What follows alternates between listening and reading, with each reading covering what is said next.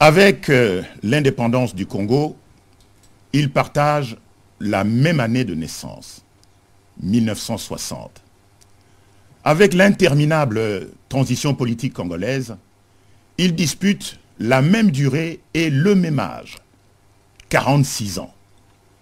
Le destin, ou le hasard, ou le caprice des circonstances a tracé un étrange parallélisme entre la vie de Frédéric Boyenga Bofala et l'histoire du Congo d'après indépendance. Pourtant, lui-même ne doit rien à la providence, ni même aux aléas d'une fortune aveugle. Docteur en droit, professeur d'université, Frédéric Boyenga Bofala assume également la présidence de l'Union pour la République, mouvement national en sigle UNIR-MN. L'itinéraire du Congo indépendant et celui de l'homme ont tracé jusqu'à présent deux sillons équidistants mais parallèles, comme s'ils ne devaient jamais un jour se rencontrer, un peu comme les rails d'un chemin de fer. Mais voici peut-être qu'on arrive à un poste d'aiguillage. Les deux histoires pourraient peut-être s'y croiser. Après l'immense déception provoquée dans l'esprit des Congolais par le report des élections en juin 2005, l'an 2006 est en effet celui de la rencontre avec la démocratie, celui où, pour les Congolais, tous les espoirs sont enfin permis. Mais 2006 pourrait tout aussi bien se transformer, en cas de nouvel ajournement, en une année de tous les risques. Quel que soit le scénario qui sera joué, les Congolais forment l'ardent espoir que cette année marque enfin le terme d'une transition politique qui aura duré finalement 46 ans.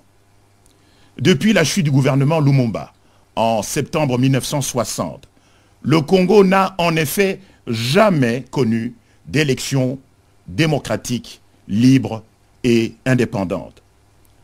Pour Frédéric Boyenga Bofala, comme d'ailleurs pour tous ses collègues présidents des partis politiques congolais, cette même année pourrait peut-être leur faire croiser l'histoire du pays. Frédéric Boyenga Bofala va nous dire tout à l'heure si tel est son souhait, si c'est faisable et si c'est souhaitable. Monsieur Boyenga, bonjour. Bonjour, Monsieur Kwebe. Bonsoir. Vous accepterez que je vous appelle Monsieur le Président au cours de cet entretien.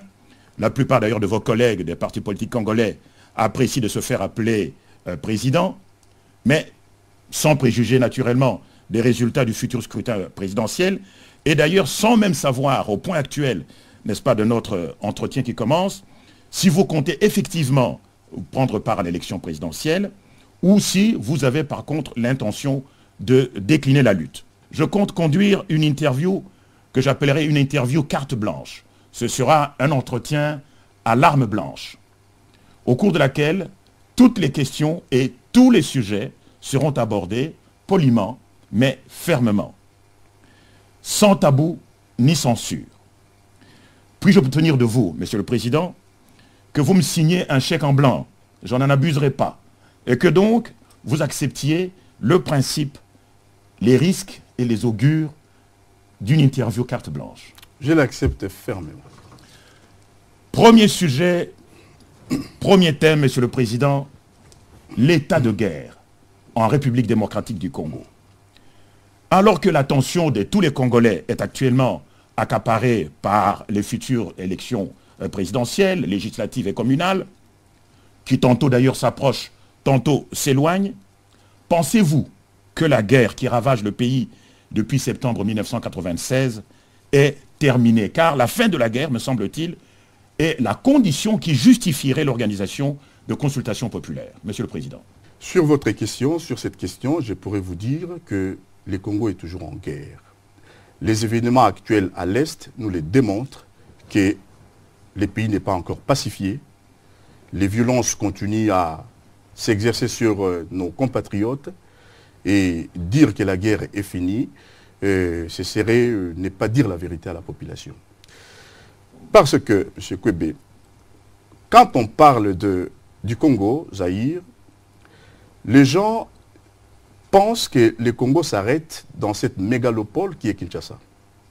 C'est vrai qu'à Kinshasa, bon, il y a une autre forme de guerre, qui est une guerre de survie, où la course est à la nourriture, si vous voulez. Mais la guerre des armes à l'Est ne s'est pas encore arrêtée.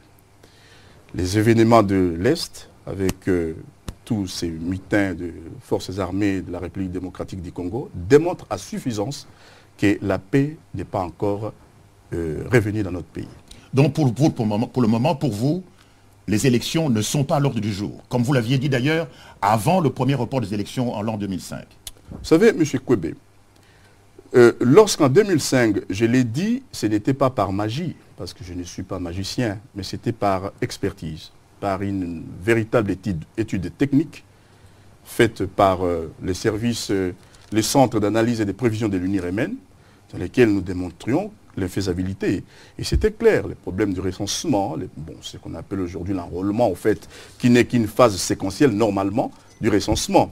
Et tout ça faisait que, pour nous, lorsqu'on nous parlait des élections en 2005, vous savez, il ne fallait pas aller à l'école pour croire à une telle supercherie.